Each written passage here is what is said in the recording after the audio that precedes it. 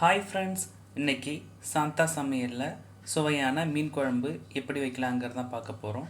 வாங்க அதற்கான செய்முறை விளக்கமும் அதற்கான பொருட்களையும் பார்க்கலாம். இது மாதிரி ஒரு டைம் செஞ்சு பாருங்கள், வீட்டில் எல்லோரும் விரும்பி சாப்பிடுவாங்க. நான் மீன் குழம்பு செய்கிறதுக்கு வாவல் மீன் ஒரு 3/4 கிலோ அளவுக்கு எடுத்துருக்கிறேன். அதுக்கு தக்காளி 2 தக்காளி எடுத்துருக்கிறேன்.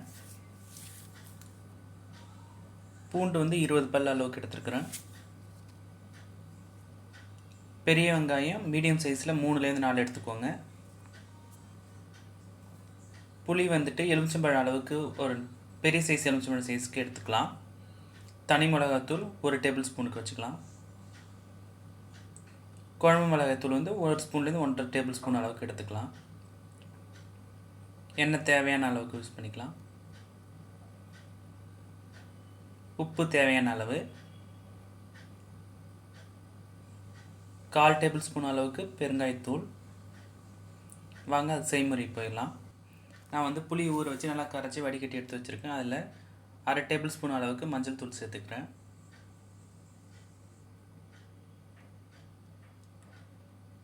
1 டேபிள் ஸ்பூன் அளவுக்கு உப்பு சேர்த்துக்கிறேன்.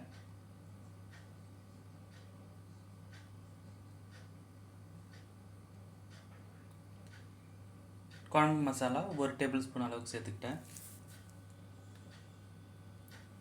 தனி மிளகாய்த்தூள் 3/4 டேபிள் ஸ்பூன் அளவுக்கு போட்டுக்கிட்டேன். இது எல்லாத்தையும் நல்லா மிக்ஸ் பண்ணி வச்சுக்கலாம். இந்த குழம்பு கரைசலில் அது கூடவே பெருங்காய பொடியும் சேர்த்துக்கலாம் கொஞ்சமாக. நம்ம இதுமாதிரி செஞ்சுக்கிட்டோம்னா அதோட காரம் உப்பு எல்லாமே எப்படி இருக்குன்னு கரெக்டாக நம்ம எப்போயே டெஸ்ட் பண்ணிக்கலாம். ஸோ இப்போ ஸ்டவ்வில் ஒரு கடாயை வச்சுட்டு 2லேருந்து 3 டேபிள் ஸ்பூன் அளவுக்கு எண்ணெய் சேர்த்துக்கலாம். எண்ணெய் நல்லா சூடு ஏறட்டும்.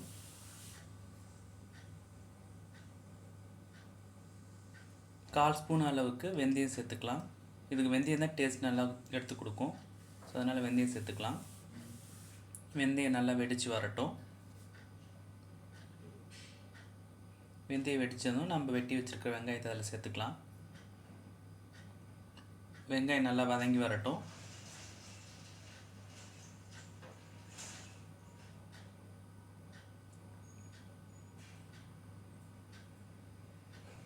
வெங்காயம் நல்லா வதங்கிடுச்சு. இப்போது நான் 15லேருந்து 20 பூண்டு பல் அதில் சேர்த்துக்கிறேன்.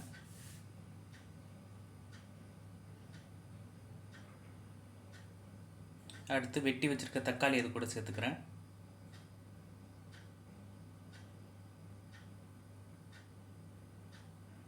நல்லா வெங்காயம் தக்காளி எல்லாமே நல்லா மசிஞ்சு வருது.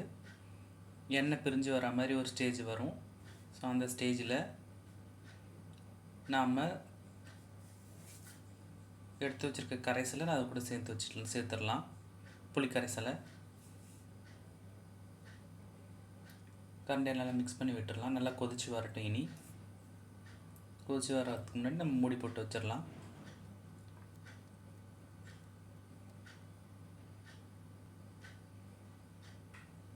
பாருங்கள், நல்லா குழம்பெல்லாம் கொதித்து வருது.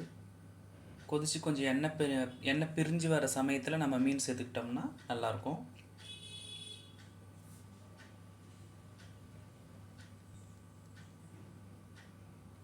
குழம்பு கொஞ்சம் சுண்டி வந்துடுச்சு, எண்ணெய் பிரிஞ்சு வந்துடுச்சு. இந்த சமயத்தில் நம்ம தீயை லோ ஃப்ளேமில் வச்சுக்கலாம். அப்போ தான் நம்ம அதில் மீன் போடுறதுக்கு நமக்கு ஏதுவாக இருக்கும், இல்லைன்னா கை சுட்டுரும். ஸோ இப்போ நான் மீனை கழுவிட்டு அதில் மஞ்சப்பொடி சேர்த்து வச்சுருக்கேன் கொஞ்சமாக, ஏன்னா அந்த மீனோட கவுச்சி வடை வராமல் இருக்கிறதுக்காக. ஸோ மீன் எல்லாத்தையும் அதில் சேர்த்துக்கலாம். மீன் போட்டு 5லேருந்து 6 நிமிஷத்துக்குள்ளே நம்ம ஸ்டவ் ஆஃப் பண்ணிடலாம், ஏன்னா சீக்கிரம் வெந்துடும் மீன்.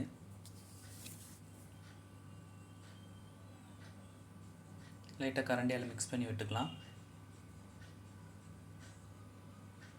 இப்போ மூடி வச்சுருவோம். நல்லா கொதிச்சு வருது. லைட்டாக பொறுமையாக கரண்டியால் கிண்டிட்டோம்னா மீனுக்கு நல்லா பிறண்டு வரும். இப்போ குழம்பு ரெடி ஆகிடுச்சு. இப்போ அதுக்கான தாளிப்பு பார்த்துடலாம். கடாயை வச்சுட்டு கொஞ்சமாக எண்ணெய் சேர்த்துக்கிட்டு அதில் 4லேருந்து 5 அளவுக்கு வெந்தயம் சேர்த்துக்கிட்டா போதும். ரொம்ப சேர்த்துக்க வேணாம், நம்ம ஆல்ரெடி நம்ம வெந்தயம் சேர்த்துருக்கோம், அதனால் கொஞ்சமாக சேர்த்துக்கலாம். ஒரே ஒரு மிளகா சேர்த்துக்கலாம். வெந்தயம் வெடித்து வந்ததும் கடுகு சேர்த்துக்கலாம். கடுகு நல்லா வெடித்து வந்ததுக்கப்புறம் கருவேப்பிலை போட்டுடலாம். அதில் கடுகு நல்லா வெடித்து வருது. கருவேப்பிலை போட்டு இதுக்குன்னே வெங்காய வடம் இருக்கு இல்லைங்களா, புளிக்குழம்புக்கு மீன் குழம்புக்குலாம் வந்து வெங்காய வடம் போட்டோன்னா ரொம்ப சுவை டேஸ்ட் நல்லாயிருக்கும், வாசனையும் நல்லாயிருக்கும். ஸோ வெங்காய வடம் நான் கொஞ்சம் சேர்த்துக்கிறேன். வெங்காய வடம் போட்டு ரொம்ப நேரத்துக்கு நம்ம வெடிக்க விடக்கூடாது. ஸோ அதனால் லோ ஃப்ளேமில் வச்சு லைட்டாக ஷேக் பண்ணிவிட்டு குழம்புல எடுத்து அதை ஊற்றிடலாம்.